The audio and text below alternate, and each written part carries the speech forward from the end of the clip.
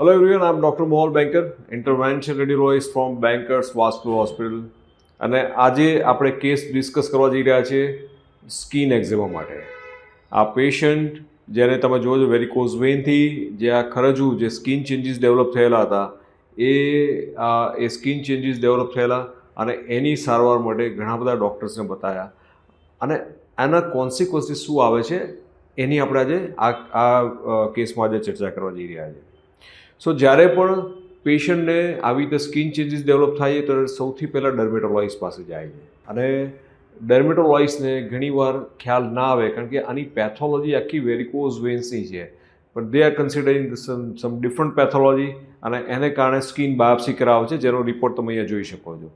હવે skin biopsy મોટા ભાગે ઇનકન્ક્લુઝિવ હોય. વાસ્ક્યુલાઇટ 2-3 ડાયગ્નોસિસ રાખીને આપે વાસ્ક્યુલાઇટિસ છે ફલાણું છે ઢીકણું છે પણ અલ્ટિમેટલી કોઈ ફાઇનલ ડાયગ્નોસિસ મળતું નથી કારણ કે આવા જ્યારે એક્ઝેમા હોય એની એકચ્યુઅલી સ્કિન બાયોપ્સી કરાવવાની જરૂર જ નથી હોતી. સિમ્પલ એક કલર ડોપલર એક સાદી સોનોગ્રાફીનો ટેસ્ટ કરાવશો તો આપણને ખ્યાલ આવી જાય છે કે આ જે સ્કિન એક્ઝેમા એ વેરિકોઝ વેન્સને કારણે છે. જે અશુદ્ધ લોહી પગમાં ભરાઈ રહે છે, ઓક્સિજન વગરનું ઇમ્પ્યોર બ્લડ પગમાં ભરાઈ રહે છે, એનો જ્યારે લોડ સ્કિન પર પડે છે ત્યારે સ્કિનમાં ચામડીની નીચે હિમોસિડિન ડિપોઝિટ થાય છે અને એને કારણે ધીમે ધીમે સ્કિન ચેન્જીસ ડેવલપ થતા જોવા મળે છે. આને પર જો તમે યોગ્ય સમયે ટ્રીટમેન્ટ ના આપો તો આમાંથી અલ્સર ડેવલપ થતું હોય છે. સો આ બધું થવાનું કારણ વેરિકોઝ વેન્સ છે પણ પેશન્ટ જાય છે ડર્મેટોલોજિસ્ટ પાસે અને એમાં સ્કિન બાયોપ્સી થાય છે, આખા ઊંધા ટ્રેક પર ચડી જાય છે. અલ્ટિમેટલી આ જ પેશન્ટની વાત કરીએ તો ઘણા વર્ષો સુધી હેરાન થયા અને કોઈ કન્ક્લુઝન ના આવ્યું. Ultimately, they come to Bankers Vascular Hospital. We have done the color Doppler. અને કલર ડોપલર કર્યા પછી આઈડેન્ટિફાઈ કર્યું કે this skin eczema is due to the varicose Wien.